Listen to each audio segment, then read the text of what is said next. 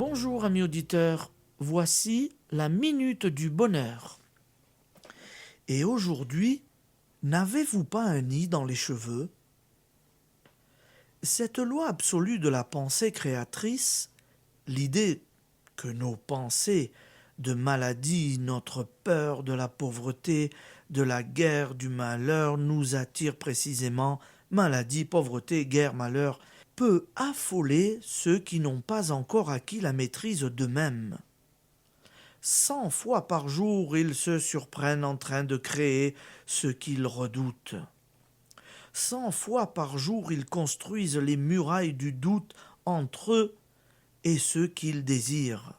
100 fois par jour, ils refusent le bonheur et resserrent autour d'eux le cercle des limitations.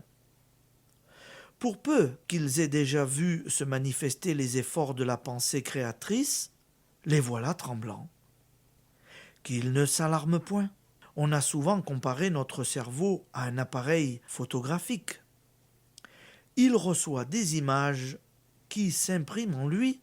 Ces images intérieures sont, en somme, ce qu'est pour un appareil photographique l'objet à photographier. Mais pour qu'un appareil enregistre, il faut le charger d'une pellicule sensible, se placer devant le modèle, sourire, et faire jouer le déclic de l'obturateur. Merci. Ce sont là des opérations volontaires. Il en est de même de nos pensées. Elles ne manifesteront leur puissance créatrice que si nous sommes chargés de la foi des réalisations et si nous permettons à la pensée qui se présente à nous de s'enregistrer dans notre subconscient et notre conscience en faisant jouer le déclic de l'acceptation.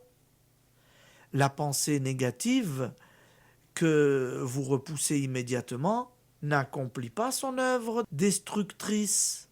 C'est pourquoi il est nécessaire, alors qu'on n'a pas encore pris l'habitude de la pensée positive, de repousser obstinément les pensées pernicieuses qui nous assaillent.